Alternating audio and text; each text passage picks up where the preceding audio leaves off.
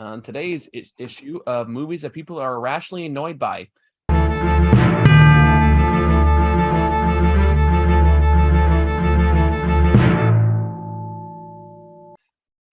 Sorry, my camera quality is kind of shit today because my webcam died, so I'm kind of working off my laptop camera, which is not great. So it's gonna be a little choppy than usual. I apologize in advance. I am gonna look into getting a new one. So hi Sarah, how are you? It's been a while. It has. I don't remember if I've seen you since last year or not because things are all blurring together in my mind. Yeah. No, I feel like we did a review not too long ago. Yes, I. It was for 80s for Brady. That's it. Sorry. That feels like it was longer ago. Not even like 3 weeks ago. Yeah. To be fair, for that. I'm fine. Just tired. Burning the candle at both ends. Not getting enough sleep. I feel you. So on that note, let's talk about Ant-Man 3 Quantumania, which is the latest MCU movie. It The had official kickoff for Phase 5. Phase 4. Oh, I guess you're right. Phase 5. You're right. Which has been getting some mixed reviews. Some for justified reasons, a lot for not, in my opinion. But I am curious what your takeaway is from this.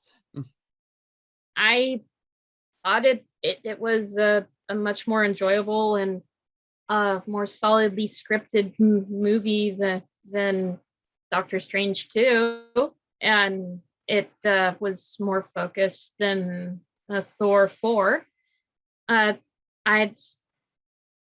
say that I'd put it on par with Black Panther 2, and I say Black Panther 2 is still better.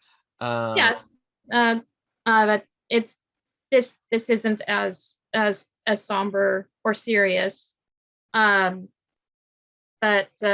I really liked the interactions between Scott and Cassie Lang on screen.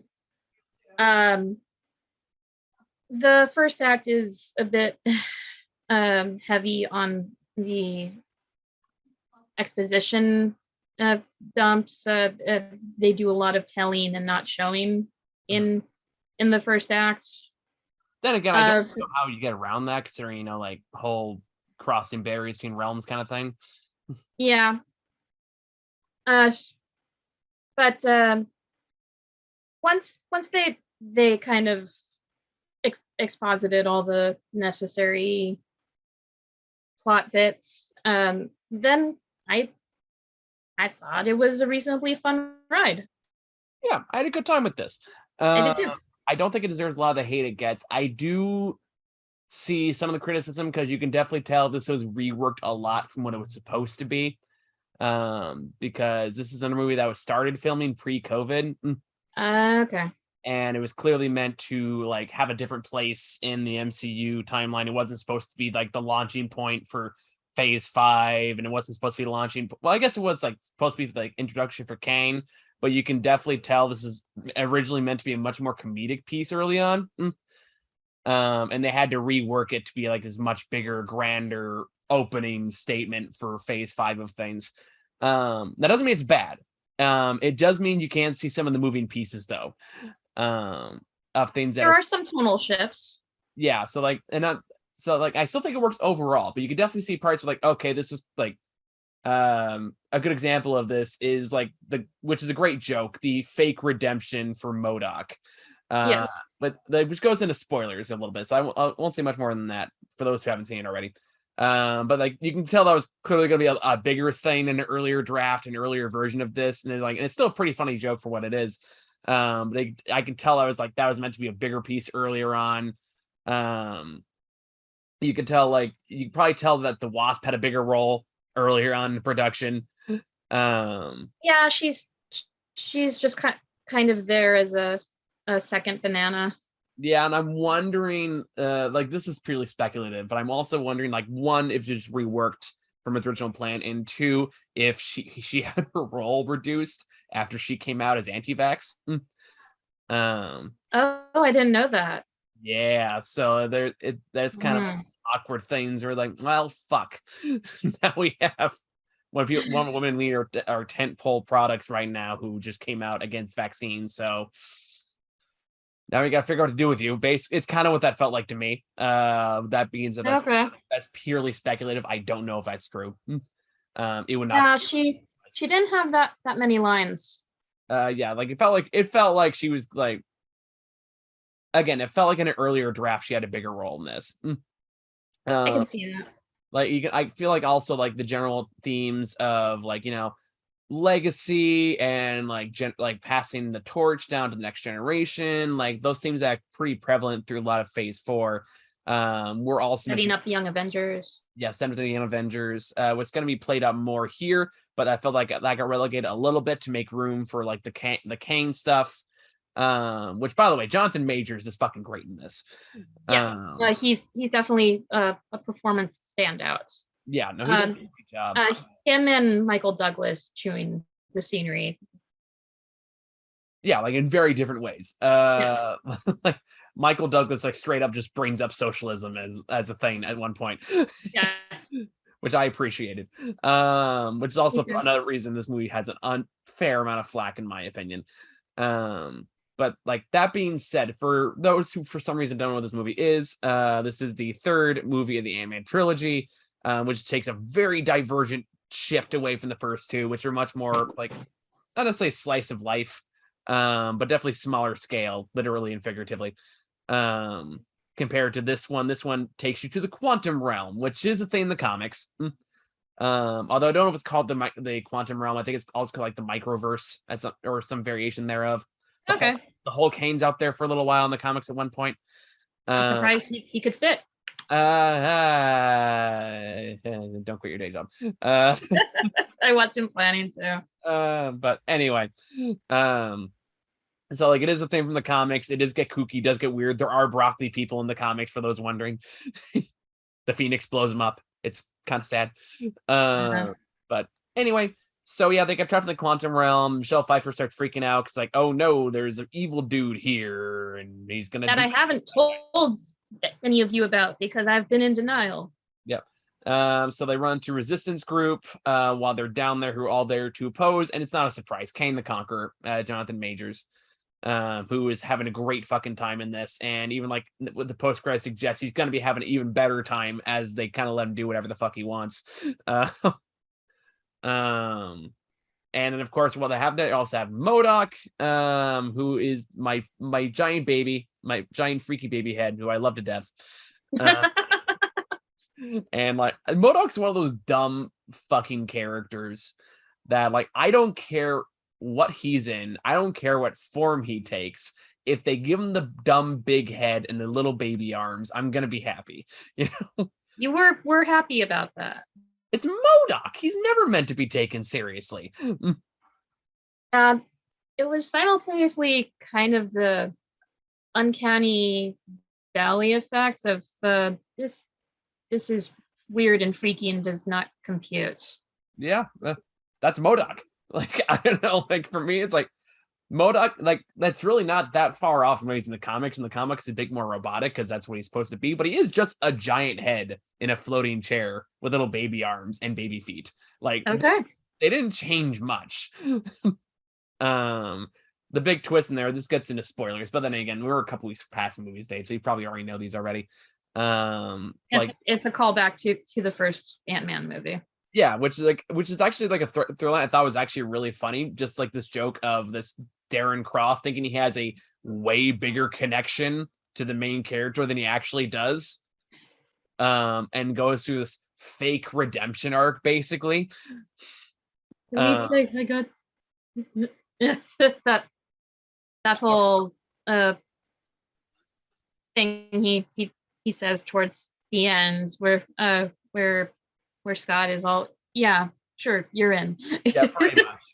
When Scott just kind of like, dude, what the fuck? Okay, sure. Like, whatever, this is fine. I'm okay with it. So I appreciate that joke, and that's why I said like I feel like this was originally supposed to have a much more comedic tones to it. Mm-hmm. up having, but it just got reworked in post when they realized like, oh fuck, well now our entire release schedule is screwed because of COVID, which fucked up a lot of things. Like WandaVision was never meant to start phase 4, for example. That was just like that was like the furthest in production when COVID hit, like the easiest to wrap up. Gotcha. So like a lot of things got shifted around, and we're still definitely seeing the effects of that probably for the next couple of films at least, until things kind of settle back down again. And I guess after this one too, they've also kind of said they're going to pull back and focus more on like quality control. That being said, I'm also in the opinion that none of these projects have been bad. This one is just, it's fun. It's not great. It's not trying to be. It's fun. Yes, it's a fun time at the theater. It's an enjoyable watch. Yeah. So I think the narrative is a bit messy. It has a lot of moving pieces. It doesn't quite flesh out as well as it could have. I do appreciate just how like big the world is, ironically. I do appreciate the stylistic choices. Like I like the scenes with all the different variations of Paul Rudd. I thought that was really cool. That was pretty trippy. I think it's a movie with a lot of big ideas, and I appreciate that about it. And while I don't think this would be like my top 5 Marvel movies out there, like I do just like, yeah, I'd probably watch this high, you know? Oh, I didn't know you were getting high. I do it on occasion. It's legal in California, so I know, no judgment. well, that was It's more just towards the audience, not you. okay. It's just something I didn't know about your life at this time. Not like one indication. And we don't need to go too much into it because I don't want to like anyone to start. I don't want to come back to bite me at some point in the future. But anyway, yeah. So I'm trying to think. Like Bill Murray's here for some reason. I guess Yeah. I don't really know why, but it's like, all right, there's Bill Murray. There goes Bill Murray. Pretty much. But yeah. Do, Oh, sorry. do you know what character, if any, was being referenced when Michael Douglas said, "Yeah, I kind of had an on-off thing with this lady named Linda." You know who that could have been? I mean, my first thought is like Linda Carter, but I don't know. That was my first thought too. I'm gonna Google it really quick and see because I've completely forgot about that until you just mentioned it. It was kind of a little throwaway moment, but it grabbed my attention because I kind of wondered, oh, is that like an Easter egg? Yeah, the first thing that popped up was also Linda Carter. Okay. So yeah, she's a pretty obscure one. She was created like the 1960s, like 1961, as the, I guess they called her a student nurse. We're talking super obscure shit here. Okay. I think she currently goes by Night Nurse, so it could be, and I guess they haven't really interacted with the comics, but it's the only one that kind of fits the description. So could be it, could be not. I don't know. It's probably a reference to something. Well, that was a minor curiosity of mine. What if that could be, like you said, a reference to something? Yeah, and so like I like the vibrancy of the world. I like the designs. I like even like the alien rebellion that's there. Yes. I thought that was cool to look at. Like I said, like, and again, that's why I feel like that played a larger part in an earlier draft. It didn't quite get there. But the parts that they show up are fun. I like what they're doing with Cassie Lane. I'm sad that they recasted her again. They've done that a lot, unfortunately. Yeah, so I was disappointed they recast her, but the girl they got for her is good. Yes. And I just, yeah, like I don't really have a whole lot to say about this other than like it was a good time. I enjoyed it, and I'm glad I saw it. Same. I wanted to wait a few weeks to see it, but I'm glad that I saw it yesterday, and I liked the parts between Cassie and Scott Lang. Probably one of my favorite lines of the movie was when he said, "I feel like I'm hugging Godzilla." I mean, like at the end of the day, all these Ant-Man movies are just basically about Scott Lang being a father. Yes, So that's like, the core of it. That's his motivation. yeah, so like So that's been pretty much a yeah. through thread through these films, and it still carries over here. And like I said, I'm very curious to see what they do with Jonathan Majors as Kane. I think this is a strong, technically not a start because he wasn't also in the Loki series. Um, And if you stay for the last after credit scene, looks like he will be again. yep, Loki season 2, and whatever the fuck he's doing in that first post credit scene. Just, Looks like he's assembling the army of him to it's go called the after. Council of Kang. It's a thing. Okay. The Council of Kang is being assembled or gathered to go after the Avengers who are fucking up their flows of time. Pretty much, yeah, that pretty much narrows it down, or describes it neatly. So yeah, I mean, obviously, At least that was my interpretation. no, essentially accurate. So yeah, I guess we'll see what happens. I'm this version of Kane will probably be back. Just to get the So he didn't die. probably not. Just Kane historically in the comics has always been kind of a MacGuffin character. Or not MacGuffin, but like Ex Machina. Ex Machina. Thank you. Because whenever like shit didn't make sense in the comics, or the continuity got too convoluted, the answer was just Kang. Like, why did this happen? Why does it make any sense? Oh, because Kang did that. Like Catch all, got it. Yeah, catch all. So like, because he is time traveling shit. So he's like, oh, he traveled back in time and did wacky shit this way. He's never been the most interesting of the Avengers villains. So the fact that Jonathan Majors is able to basically act as a little hard out to like provide at least an interesting bravado to watch, is definitely worthy of commendation. Yeah, and he's gonna play the antagonist in Creed 3, which comes out in a few days. Which also been getting very good reviews. So yeah, Jonathan Majors is on the rise right now. Good for him. Very happy for him. But yeah, we need more MODOK. Well, that's one good thing about them entering the multiverse time travel aspects of the story is we could get another MODOK. You just need armies of MODOKs. You do you. I'll I don't need that.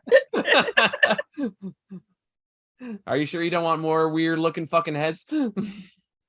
Yes. Oh, well, your loss. All right. More for me. Yes. You can have all the MODOKs, my friends. I will take all the MODOKs. Give me my weird, freaky baby heads. All right. I think it's all we really have to say about this. Same. We don't have time today, and I also apparently need to get a new webcam. But later on this week, we'll probably talk Magic Mike 3.